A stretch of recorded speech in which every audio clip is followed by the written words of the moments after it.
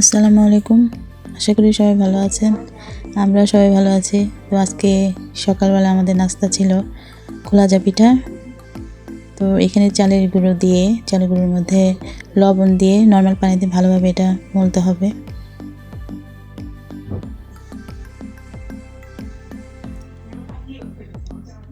ভালোভাবে মলে আবার সামান্য পানি দিয়ে আবার ভালো করে মলতে হবে এটা 10-15 মিনিট বা 20 মিনিট এরকম মলতে হয়, না হলে পিঠাটা ভালোভাবে ওঠে না।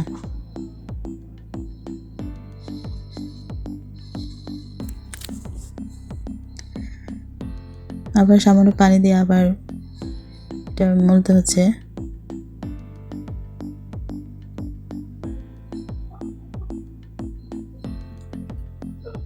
তো যতটুকু পরিমাণ পানি লাগবে ততটুকু পরিমাণ পানি দিয়ে এটা মিক্সড করা হলো আর কি।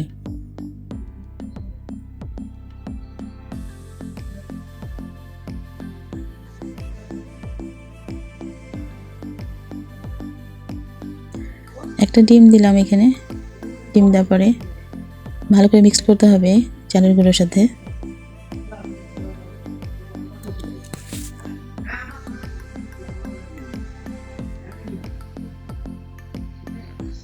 ভালোভাবে মিক্সড করে ডিমটা ভালোভাবে মিক্সড করতে হবে এটার সাথে, চালের গুঁড়োর সাথে।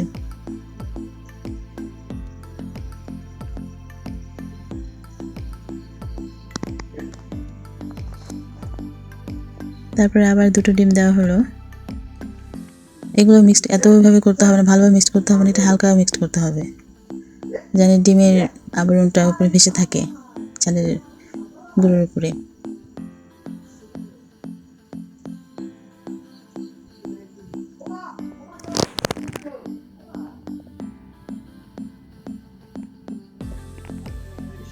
এটা নোয়াখালীর ঐতিহ্যবাহী পিঠা, এটা সকালে নাস্তা হিসেবে খুব ভালো লাগে খেতে।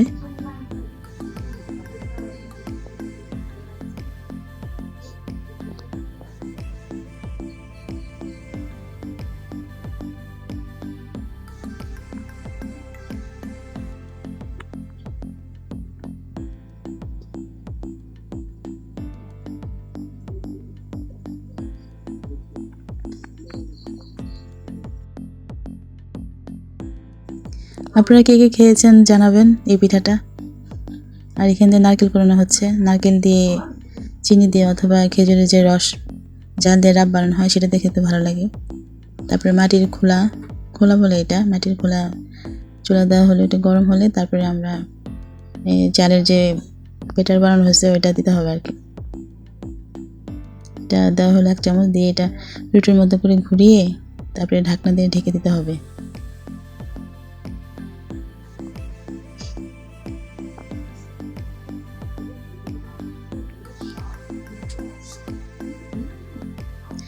খুব মজাদার পিঠা এটা। গরুর মাংস বা মুরগির মাংস দিয়ে খেতেও খুব ভালো লাগে। আর যদি কিছুই না থাকে তাহলে এটা নারকেল দিয়ে খেতে অনেক মজা লাগে। তো আমাদের কাছে মাংস রান্না করা ছিল না, আমরা নারকেল দিয়ে চিনি দিয়ে মিশিয়ে পরে এটা দিয়ে নাস্তা করা হয়েছে পিঠা দিয়ে।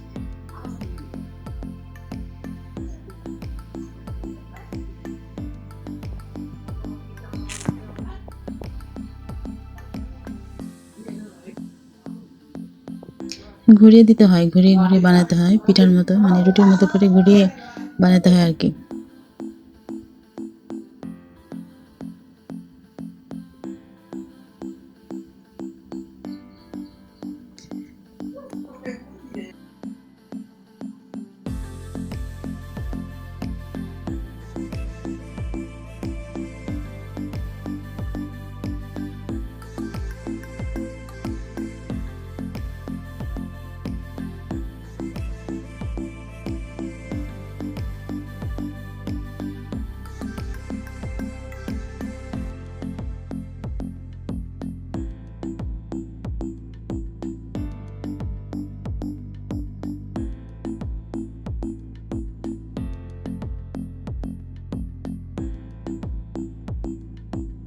তারপর দুপুরের আয়োজন করতে গেলাম। এখানে মুরগির রোস্ট করব।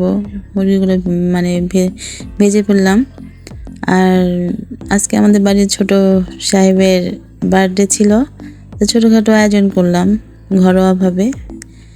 এখানে মুরগির রোস্ট করা হচ্ছে। মুরগির রোস্টে সব ময় মশলা কষায় তারপরে মুরগির মাংসটা দেওয়া হলো।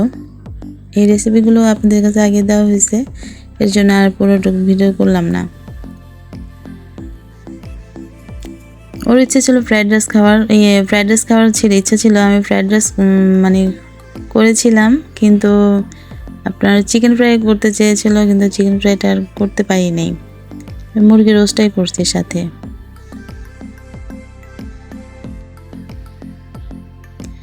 আর ফ্রাইড রাইস করার জন্য আপনার ডিম 3টা নিলাম।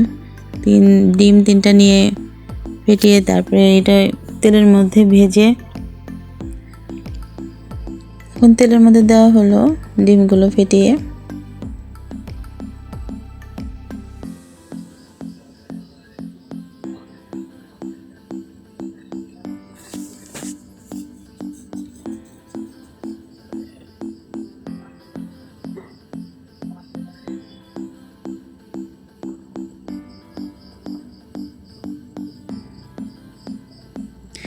ডিমগুলো সবগুলো ঝুরি করা হলো, ভেজে উঠিয়ে রাখলাম। তারপরে এখানে ফ্রাইড রাইস করার জন্য পেঁয়াজ দিলাম। পেঁয়াজ হালকা হালকা নাড়াচাড়া করে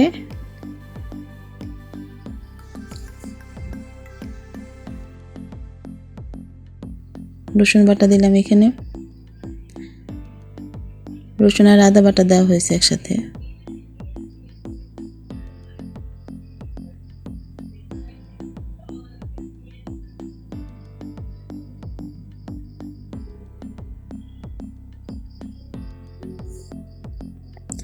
তারপরে লবণ দিয়ে মিক্সড করে পেঁয়াজগুলো হালকা লাল করে এখানে চিকেন কিছু কেটে ছোট ছোট পিস করে কেটে এই মশলার মধ্যে কষানো হচ্ছে।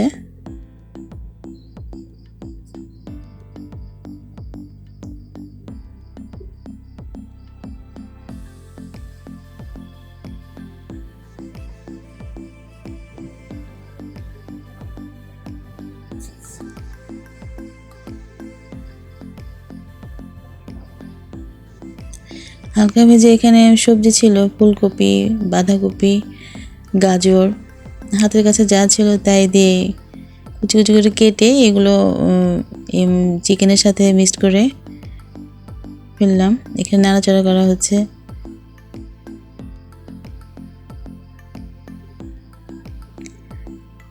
কিছুক্ষণ নাড়াচাড়া করে এখানে কাঁচামরিচ একটু হাত দিয়ে ভেঙে দিলাম।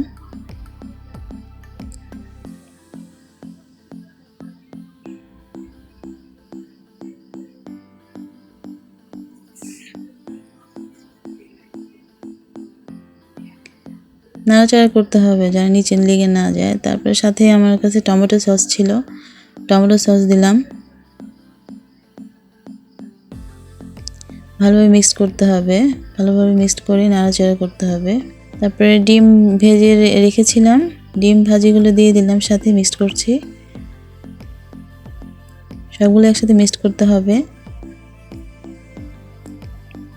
আর পোলার চালটা আগে সিদ্ধ করে রেখেছিলাম, ওটা আগে ঝরিয়ে রাখছি যেন পানিগুলো ঝরে যায়। তারপরে এই সবজির সাথে চালটা মিশিয়ে দিচ্ছি, ভালোভাবে নাড়াচাড়া করে মিশাতে হবে। তো আমার রাইস রান্না করা শেষ, ফ্রাইড রাইস রান্না করা শেষ। এখানে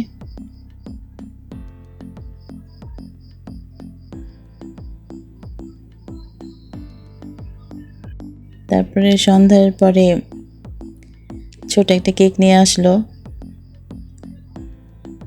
বার্থডে বয়ের জন্য।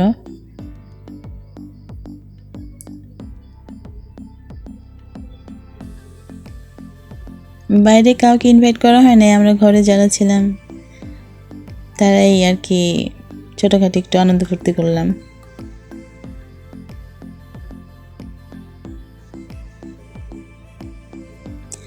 নামটাও এখানে ভুল লিখেছিল ওরা, নামটা ছিল দিহান, এখানে নামটা ভুল হয়েছে।